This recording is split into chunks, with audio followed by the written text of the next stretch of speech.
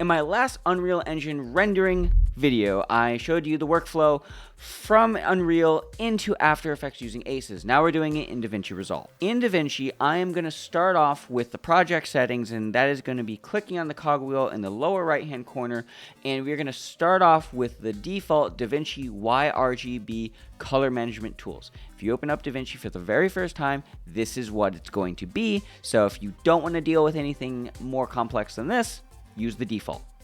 We're going to close this, and my goal right now is to make this really dark render out of Unreal look like my viewport in Unreal Engine as close as possible. We're going to minimize Unreal, and we're going to go into the really dark render in the color tab of DaVinci. We're going to hit Alt-S on the keyboard, and that's going to make a new node. Now we're going to take, with this new node here, this is going to be our color grading. So this could be our CC, sure, color correction. We're going to go into our library, and we're going to find the ACES transform, drop this into our node tree right here, and we have to set the input transform to ACEScct. And the reason why we do this is because we rendered the footage or this clip from Unreal in ACES. So then we go from ACEScgt into, we hit R on the keyboard, Rec 709, and now that looks way more correct. I would go over to Unreal just to double check. Hey, yeah, that looks pretty spot on. Obviously, we're getting a little bit of a different shadow placement of the foliage and all that, but hey, there we go. We're now in a color space that we can start doing our color grading.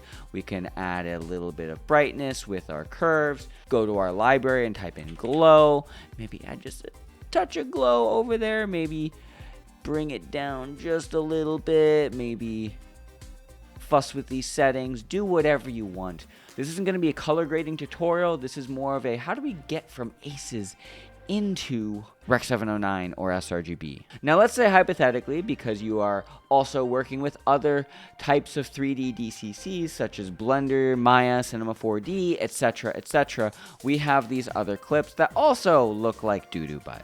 What we're gonna do is we have this scene right here that's already in the ACES color space, and I know that I rendered these Cinema4D clips in Redshift using ACES. So all I gotta do is select the clips I want and then middle mouse click, as in I hope you have a middle mouse button, and you're gonna take that, and now we're gonna apply the grade on this clip onto all of this stuff.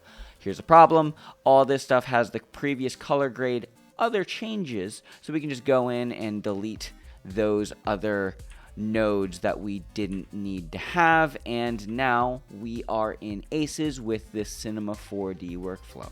Now, if you don't have a middle mouse button, you can select the clips that you want to color grade, right click on the clip that you want to extract the color grade from, and click Apply Grade. And now it's going to basically do the same thing. Let's undo all of that, and we'll do the other workflow in ACES. Back to where we started at the very beginning of this video, let's go back down to the cogwheel, and the second method of color grading in ACES with DaVinci Resolve is we're going to set the color science to output color space ACEScct. By default, the ACES output transform will be no output transform, and the input transform should also be no input transform as well. So it'll look still kind of gross. Still, we have no idea what's happening. Well, we basically want to output our clips that's friendly for social media and viewing on a TV like Rec 709. So we'd go to our ACES output transform and look for Rec 709, just like that. And now the PNG looks more correct, and some of the other clips are also looking pretty good. You could theoretically do this, and it's like, yeah, this looks fine. I could just work with this. But it's still technically a little incorrect. We're going to go to our Edit tab, and if we scroll into our Media bin, we have these EXRs and the PNGs, and we want them to be in the ACES color space. To do that, we're going to select our EXRs, right-click, go down to ACES Input Transform, Color Space Conversion, ACEScgt. That should be correct. If you set it to anything else that is not the matching color space that you rendered out or you created that content in, let's say it was red, it's gonna potentially look incorrect. So let's just find something, and oh, I'm looking at the wrong clip. See here, if we set this via hemp clip that I rendered and say, this was black magic, right? I don't know. Well, obviously it looks gross. Color space transform, ACEScct. Hey, look, that is what it needs to be. So which method should you use? Should you use the ACES workflow in DaVinci or just use the default and use nodes?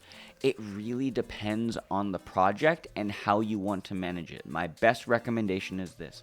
If you're dealing with a ton of footage of different cameras, different 3D renders, and you want to streamline it all, I would use the color science of ACEScct in DaVinci. But if you're just doing a quick little project and you're converting a couple of clips in DaVinci, just use the default. It's fine.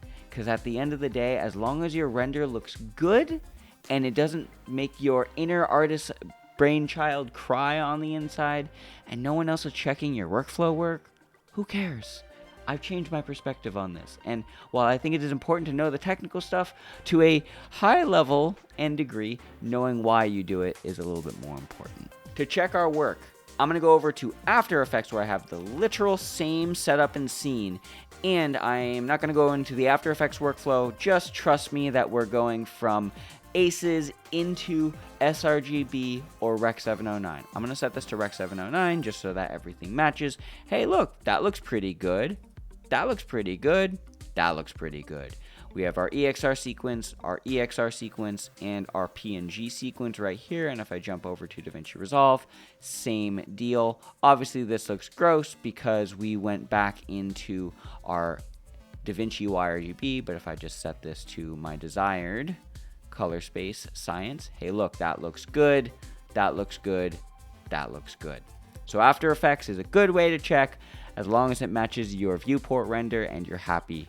If you're confused about any of this, I have other videos on my YouTube channel that cover how to do all the ACES stuff in Unreal and Cinema 4D. I will leave you with the final tip, and that is to eat 1 gram of protein per pound of body weight, and you will make some gains.